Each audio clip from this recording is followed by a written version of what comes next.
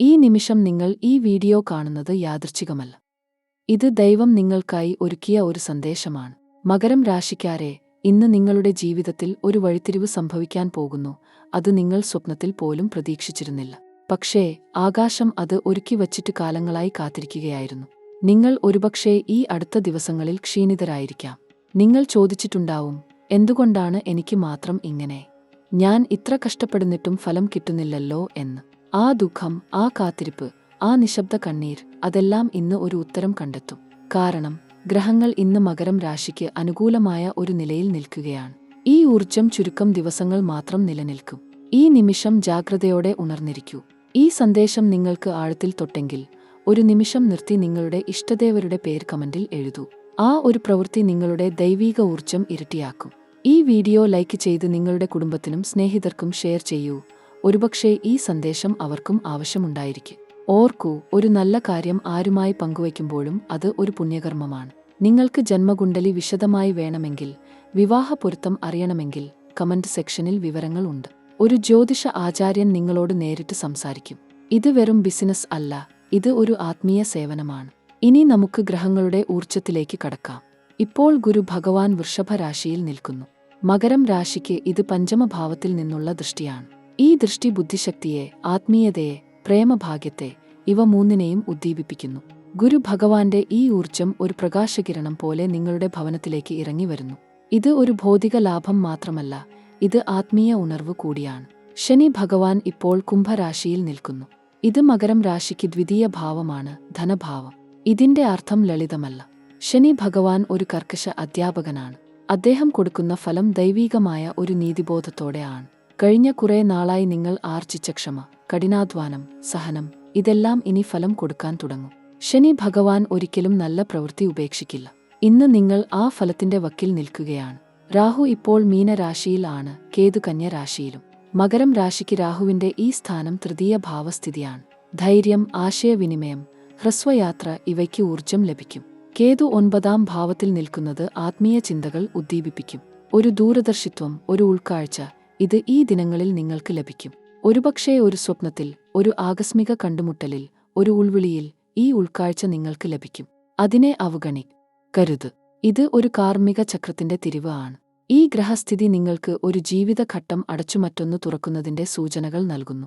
ദ്വാദശഭാവത്തിൽ ഉണ്ടായ ദ്രോഹങ്ങൾ, ആഘാതങ്ങൾ, നഷ്ടങ്ങൾ, ഇവ ഇനി ഉൾശക്തിയായി മാറും. ജ്യോതിഷം പറയുന്നത് ഇടിമിന്നൽ കഴിഞ്ഞ ശേഷമാണ് ആകാശം ഏറ്റവും ശുദ്ധമാകുക എന്നാണ്. നിങ്ങളുടെ ആകാശം ഇപ്പോൾ ശുദ്ധമാകുകയാണ്. ഇനി നമുക്ക് പരിഹാരങ്ങളിലേക്ക് കടക്കാം. ഈ ഗ്രഹ ഊർജം പൂർണ്ണമായി ഉപയോഗിക്കണമെങ്കിൽ കൊച്ചു കൊച്ചു ആത്മീയ പ്രവൃത്തികൾ ദൈനംദിനം ചെയ്യേണ്ടതുണ്ട്. ഇവ ബുദ്ധിമുട്ടുള്ളവ അല്ല, ഇവ ഹൃദയത്തിൽ നിന്ന് ഒഴുകുന്ന ഭക്തിയുടെ ആവിഷ്കാരമാണ്.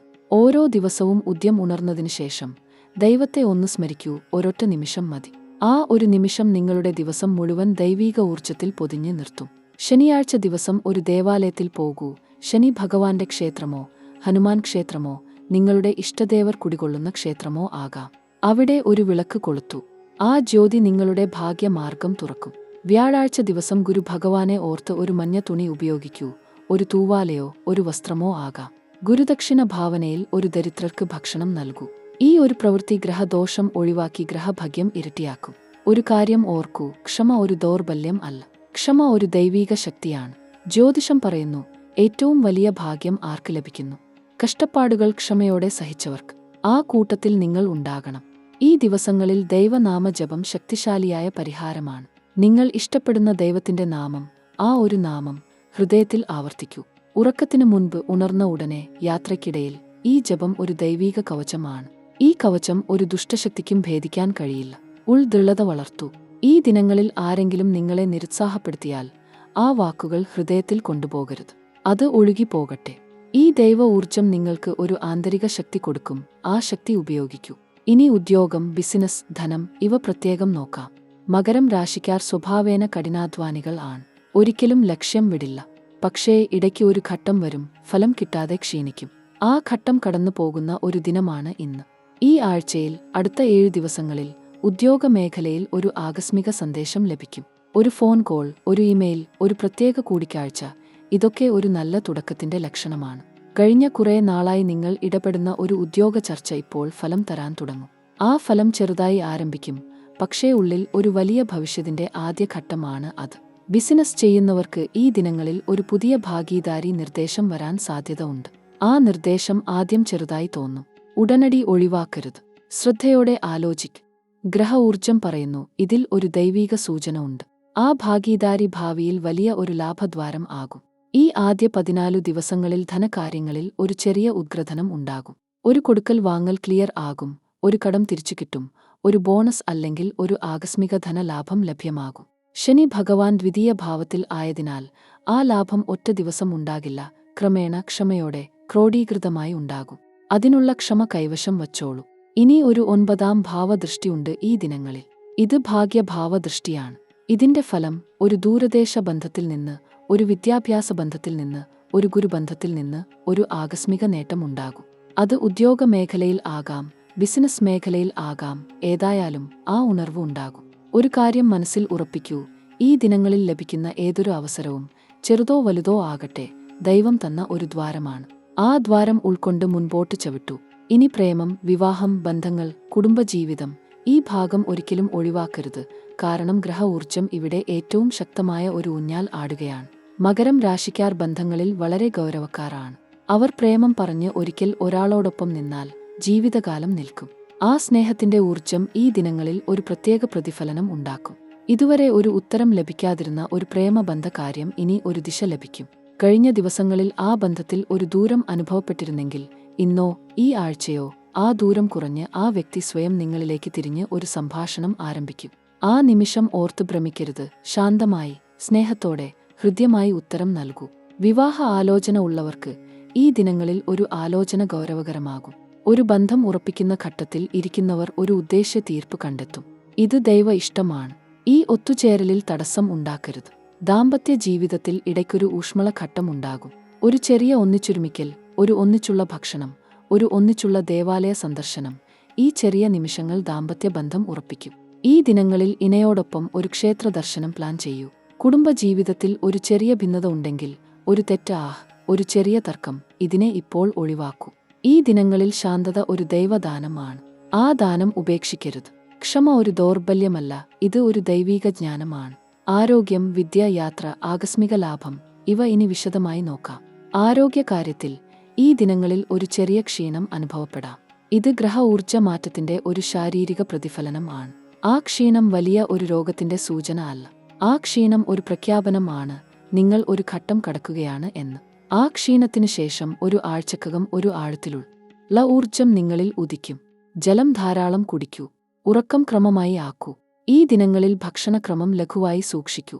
ദൈനംദിനം ഒരു ചെറിയ പ്രാണായാമ ശ്രമം ചെയ്തു നോക്കൂ.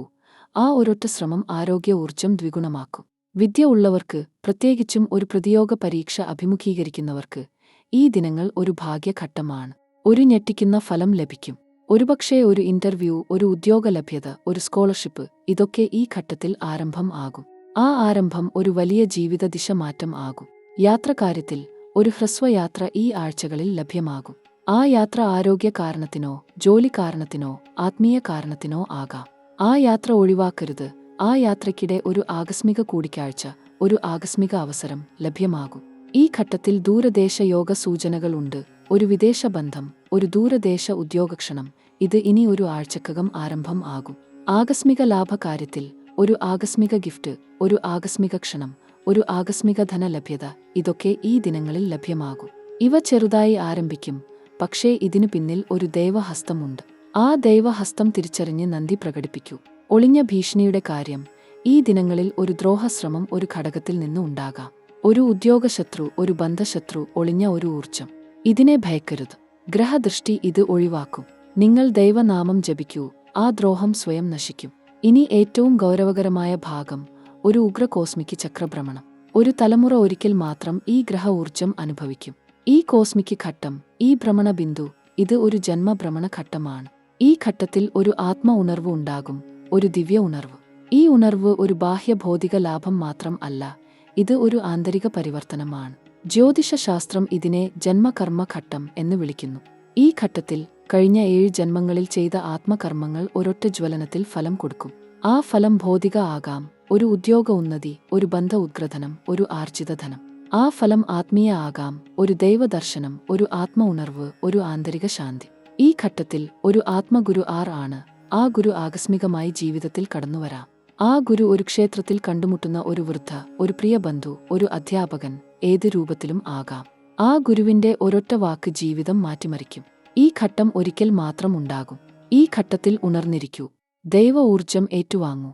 ഈ ഘട്ടം കഴിഞ്ഞ ശേഷം മകരം രാശിക്കാരുടെ ജീവിതം ഒരിക്കലും ആദ്യത്തേതുപോലെ ആകില്ല. കാരണം ആ ജീവിതം ഒരു ഉന്നത ദൈവ ഇഷ്ടത്തിന്റെ ദിശയിൽ ഒഴുകാൻ തുടങ്ങിയിരിക്കും. ഈ സന്ദേശം ഇവിടെ അവസാനിക്കുകയില്ല. കാരണം ദൈവ ഊർജം ഒരിക്കലും അവസാനിക്കില്ല. ഇന്ന് നിങ്ങൾ ഈ സന്ദേശം കേട്ടത് കേവലം ഒരു യാദൃശ്ചികത അല്ല. ഇത് ദൈവം നേരിട്ട് നിങ്ങൾക്ക് അയച്ച ഒരു ദൂത് ആണ്. മകരം രാശിക്കാരെ ഓർക്കൂ, കഷ്ടപ്പാടിനൊടുവിൽ ആണ് വിജയം. ഇരുളിനൊടുവിൽ ആണ് പ്രകാശം. ആ പ്രകാശം ഇനി നിങ്ങൾക്ക് ലഭ്യമാകുകയാണ്. ആ പ്രകാശം ഏറ്റുവാങ്ങൂ, ഭയമില്ലാതെ, സംശയമില്ലാതെ, ദൈവ ഇഷ്ടത്തിൽ ആശ്രയിച്ച്. ഒരൊറ്റ കാര്യം ഇന്ന് ചെയ്യൂ. ദൈവനാമം ഒരു തവണ ഹൃദ്യമായി ഉരുവിടൂ. ആ ഒരൊറ്റ ഉരുവിടൽ ഈ ദൈവ ഊർജം നിങ്ങളിൽ ഉൾക്കൊള്ളിക്കും. ബാക്കി ദൈവം ചെയ്തോ.